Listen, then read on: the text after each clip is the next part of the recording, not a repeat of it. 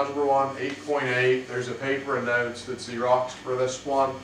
We could also fill in a couple more answers on our vocabulary paper, but not until we get, no, I think we can actually do some right now. So looking at the notes on the front, it talks about today ratios compare numbers, usually by making fractions.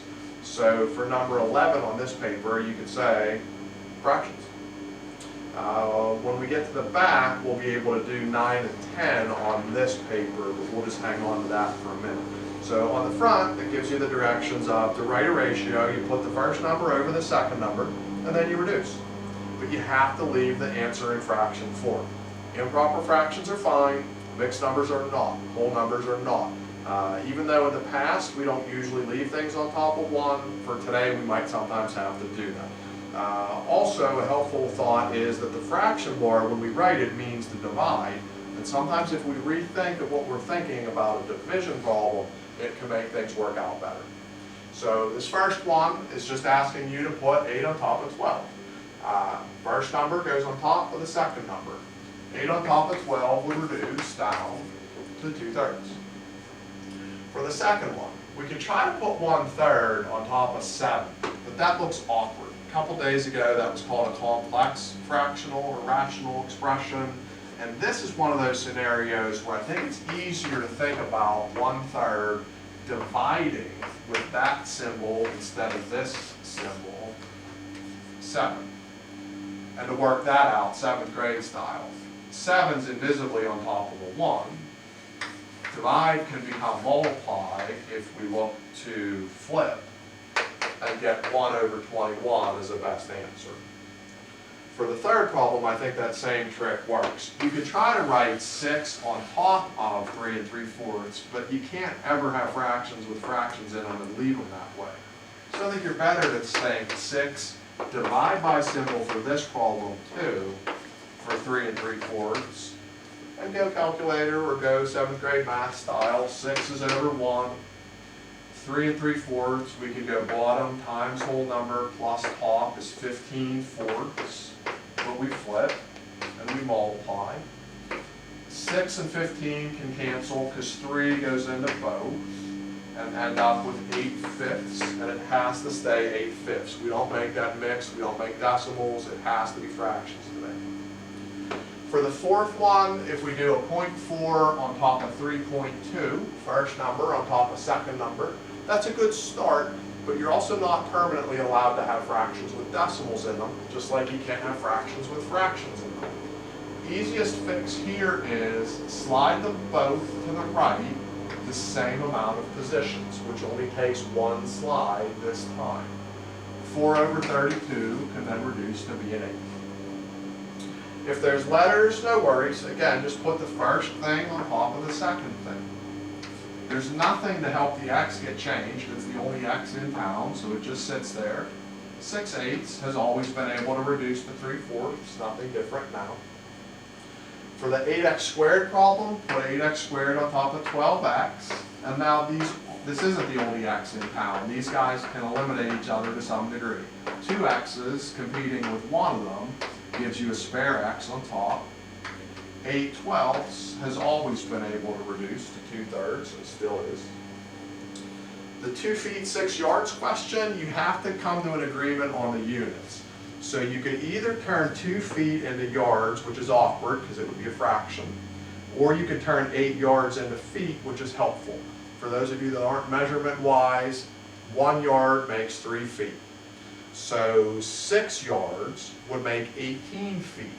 Your best bet for this problem is put the 2 feet on top of 18 feet because you changed the yards. So feet can disappear and get yourself down to 1/9. Centimeters, millimeters, same kind of game. Basic fact that's good to know is that 10 millimeters make 1 centimeter. So instead of having 2.8 centimeters, you can move the decimal 1 position because of the rule on tens that we've used before to make 28 millimeters. Best way to do this 2.8 centimeter question is make it 28 millimeters by moving 1 over 70. So millimeters could go. That fraction could reduce ultimately down to 2/5. money is back, do the first thing on top of the second thing. The dollar signs can just vanish, cancel the dollar signs.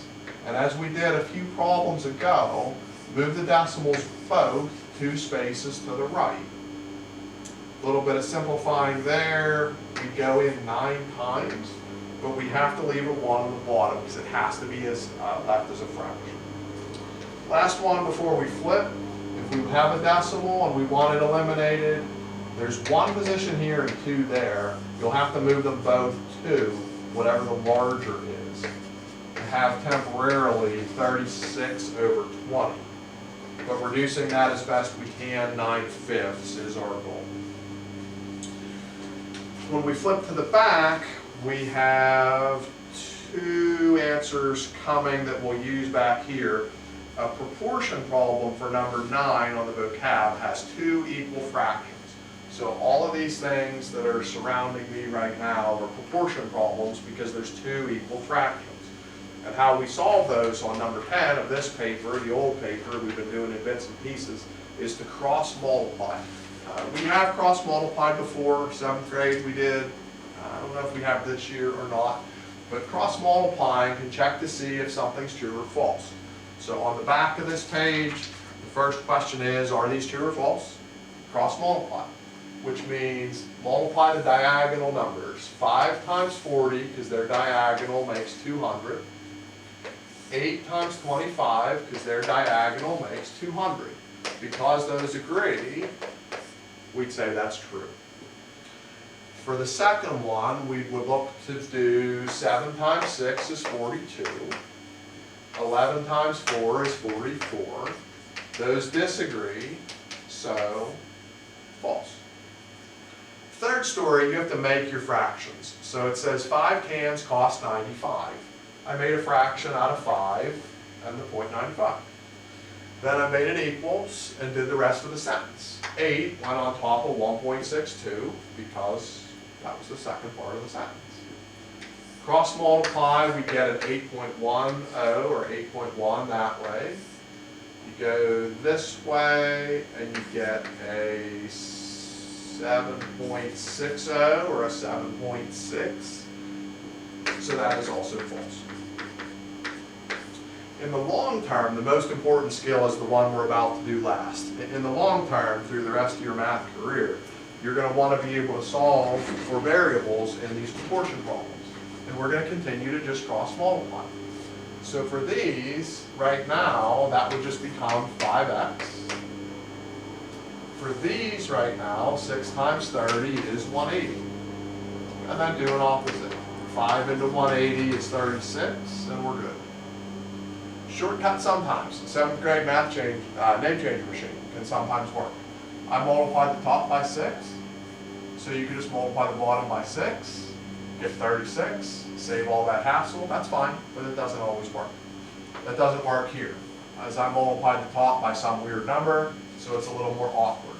So cross multiplying here would get 5x equaling 186.